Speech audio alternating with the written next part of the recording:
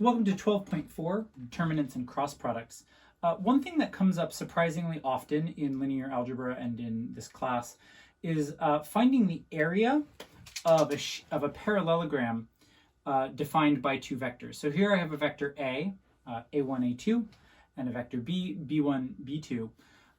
And suppose I wanted to kind of sketch out the parallelogram that they make.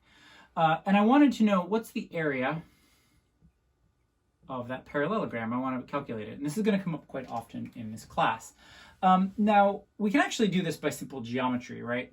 So if you kind of remember that the area of a parallelogram is just base times height. Well, I could take as the base the magnitude of the vector A. And I could take as the height, well, this opposite little component here, and I could say that this is the magnitude of B times the sine of that angle, theta.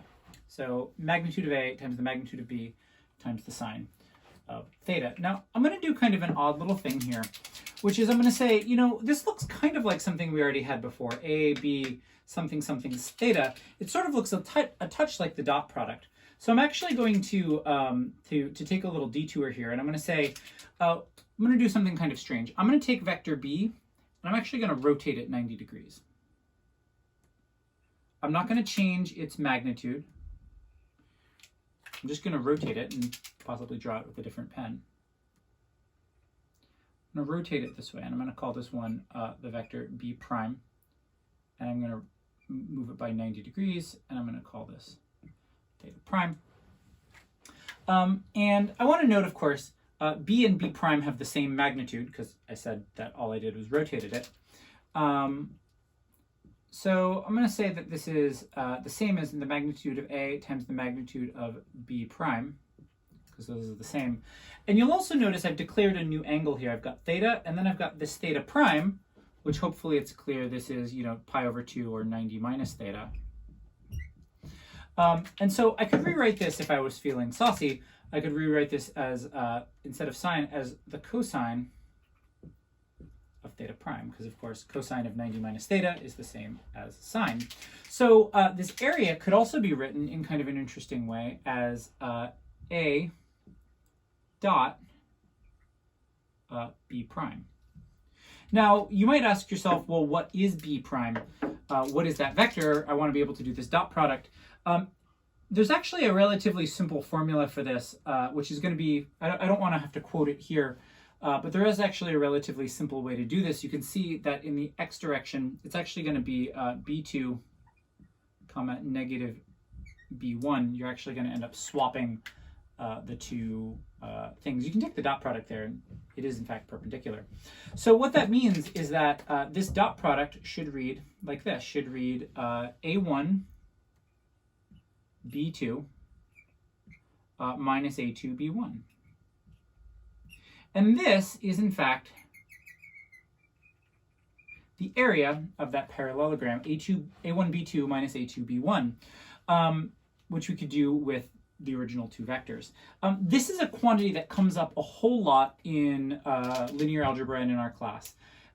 So often, in fact, that it goes by another name, which is the determinant of a matrix. We can write it this way instead. We can make a little matrix. We can use the straight lines to indicate we want its determinant. We can write our two vectors, A1, A2, B1, B2. And if you've never evaluated a determinant before, it's not really that hard. What you do is you take one diagonal and you multiply them together. And then you actually subtract away the product of the other diagonal.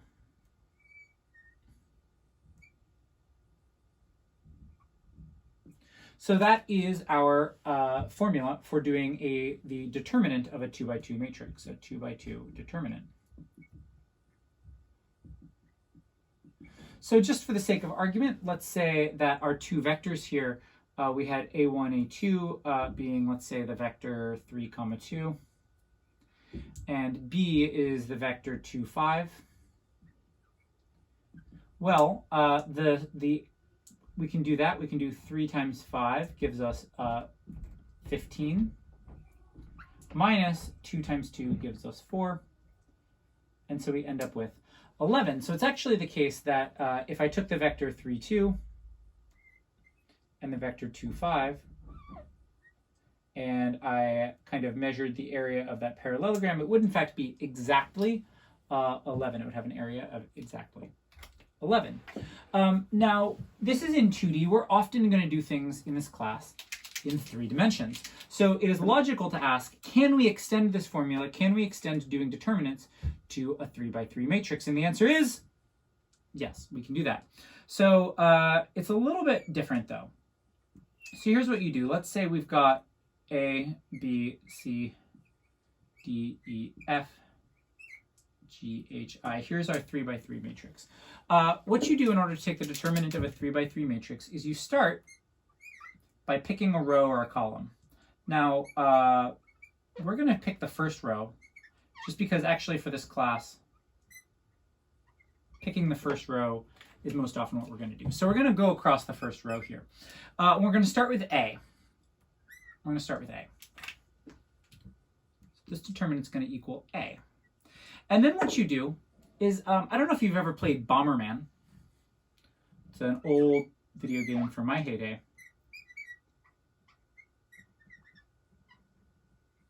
But in Bomberman, you have this little dude who planted bombs, and when the bombs explode, they go kind of through this maze, but only in linear directions. So what you're going to do is you're going to take A and you're going to blow up everything directly in row with it. So you're going to kind of imagine blowing up B and C and D and G. And what you'll notice is that leaves you with a little 2x2 matrix. So what you're going to do is you're going to say this is A times the determinant of E, F, H, I. So this is actually, this little submatrix, this 2x2 has a special name. This is called the minor matrix. And then what you do is once you've done that, you move across the row or column. So what you're going to do is you're going to do A, and next we're going to do B. So we'll get B times, well, let's see if we play Bomberman with B, what gets left over? We get D, F, G, I. And last but not least, when we do C and play Bomberman, we get C times D, E, G, H. Oops, that's a B. D, E, G, H. And now you do one last funny thing with it. You've got these 3 different things. What you do is you actually do A times this minus B times this plus C times this. If you're ever doing these things, you're actually, these little plus minus plus factors, you actually end up kind of multiplying by a little checkerboard pattern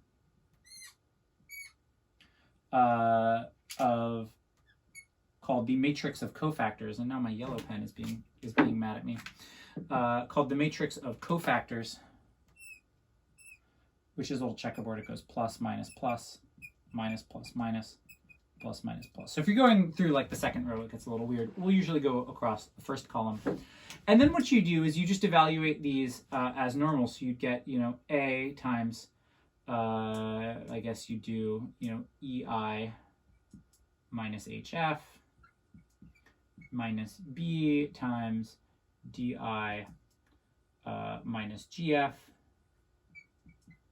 plus C times DH minus GE. And again, this is, I don't expect you to remember this formula. Don't remember this formula. Instead, if you start with if you kind of remember the graphical feel of it, and we'll get some more practice with these, if you remember the graphical feel of it, you'll be in good stead. Okay, so let's look at a quick worked example of a 3x3 determinant. So here we've got 1, 3, 1, 0, 4, 7, and 2, negative 2, 0.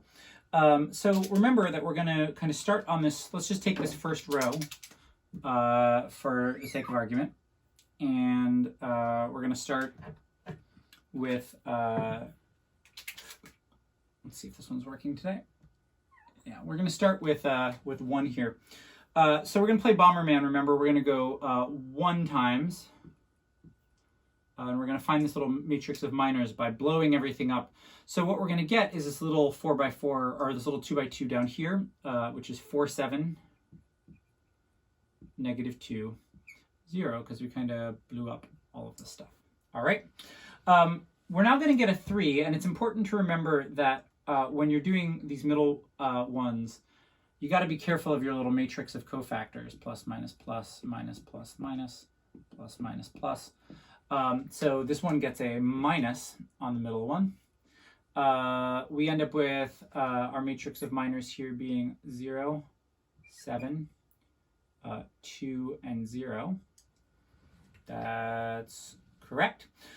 Plus -1, so I guess that's going to end up being a minus anyway. 0, 4, 2, -2. All right, and now we can go through and continue evaluating it. So we've got 1 times 4 times 0 gives us 0, minus -2 times 7 gives us minus 14. We have -3 times 0 times 0, 0, minus 14. Minus 1 times 0, minus 8. And now I just got to kind of go through this. So this is going to be 14.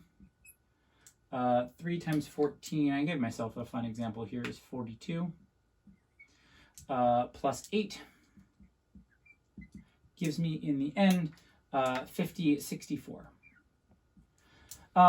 Now I had mentioned in 2 dimensions that that this determinant represented the area of the parallelogram. In 3 dimensions, what we actually get if we have 3 vectors is we get a 3D shape called a parallelepiped, where kind of it's sort of the equivalent of a cube where each face is a parallelogram. And this determinant here for 3 vectors gives us the volume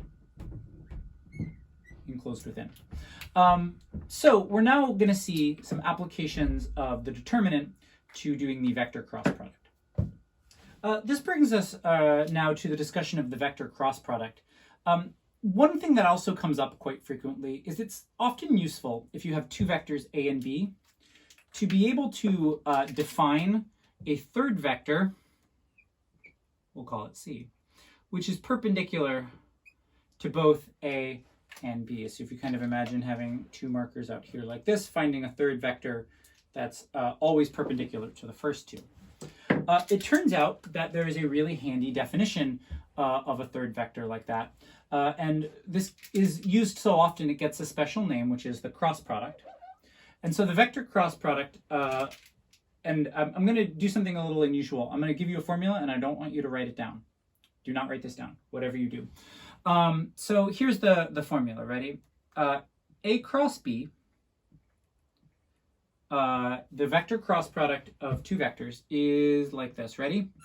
A2B3 minus A3B2 times I hat plus A3B1 minus A1B3 times J hat plus A1B2 minus A2B1 K hat. I don't want you to write that down. I don't know that formula off the top of my head. I've got my notes right here. I don't know that formula off the top of my head. It's really obnoxious. And so we actually almost never use this exact formula. We'll get there through a different way. And the way that we're going to get there is to observe that these individual terms, hey, look, A1B2 minus A2B1, we have seen that before. This looks a lot like a determinant. And so, in fact, the way we usually define it is in terms of a determinant.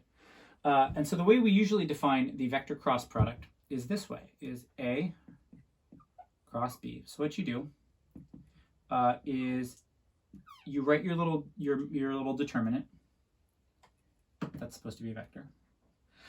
In the very first row, this is a little bit of a weird matrix. In the very first row, you put the 3 unit vectors, I hat, j hat, and k hat. Then you list the components of vector 1, a1,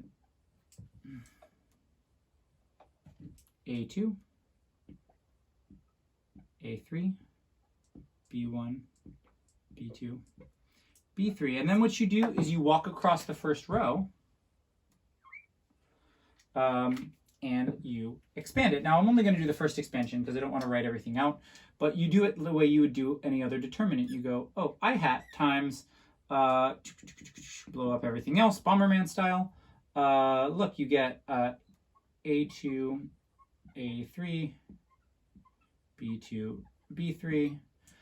You're going to get a minus j hat, a1, a3, b1, b3, and so on. And then you evaluate these as usual. And this is how we're really actually going to do cross products, because it's much simpler to remember this A cross B visually than to try to remember a whole obnoxious formula. And we'll do an example of one in a minute. The cross product has a number of really useful attributes. First of all, let me list those attributes. First of all, one, A cross B is perpendicular to both A and B. So the 2 vectors you put in, you get a third vector out, which is perpendicular to both of them. A second useful attribute, switch colors yet again, sorry about that. A second useful attribute, this one's much better, is that you can get the direction from the right-hand rule. So specifically what you do to get the direction from the right-hand rule, is you take your right hand, and whenever you've got A cross B, you put your fingers out in the direction of A, and then you curl them towards B. So if I'm doing these 3 vectors, I'm going to put A this way, I'm going to sweep them towards B, and whichever way my thumb is pointing is the direction of the third vector. A third attribute in a third color is that the magnitude of A cross B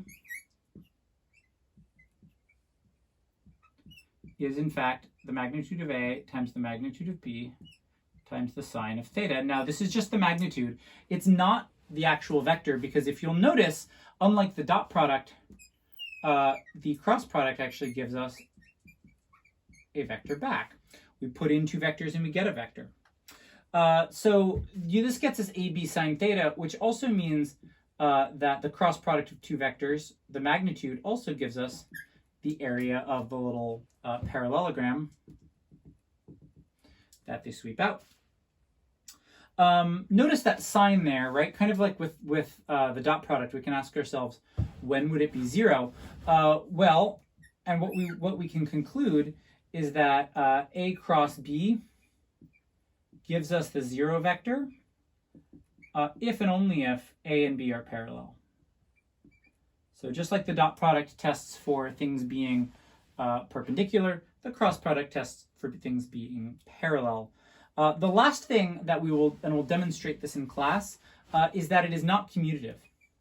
That is, A cross B is not the same as B cross A. All right, and then we're going to do a quick little worked example in a moment. All right, let's go ahead and calculate the cross product of 2 vectors. So here we've got 1, 3, 4, and 2, 7, negative 5. So we're going to calculate this out, and then we'll do a little bit of sketching. So I've already started to fill out my determinant with the ijk. And then all I do is I write in the first vector 1, 3, 4, and the second vector 2, 7, negative 5. Now I'm going to start breaking this down into its components, right? So I'm going to go I hat, And our little minor matrix here is going to be 3, 4, 7, negative 5. Again, minus j hat, don't forget your cofactors. 1, 4, 2, negative 5, plus k hat. 1, 3, 2, 7. All right, so let's start breaking this down. I hat, now we're actually going to do the determinant here. We're going to get 3 times negative 5, so we will get negative 15 minus 7 times 4, which is 28. Who made up this vector? And the answer is your book. Minus j hat, 1, negative 5, minus 2 times 4 is 8, plus k hat. 1 times 7 is 7, minus 2 times 3 is 6. So we're going to end up with the vector negative 43 I hat plus 13 j hat plus k hat. This vector, by the way, is guaranteed to be perpendicular to both 1, 3, 4 and 2, 7, negative 5. Just to test that out, we could, of course, do a dot product, 1, 3, 4, dot, negative 43, 13, 1. And what I would get is well, negative 43 plus 3 times 13, which is 39, plus 4, which, of course, all cancels out to 0. So it works. And that vector is our cross product of those two vectors, and it is guaranteed to be perpendicular to both 1, 3, 4 and 2, 7, negative 5.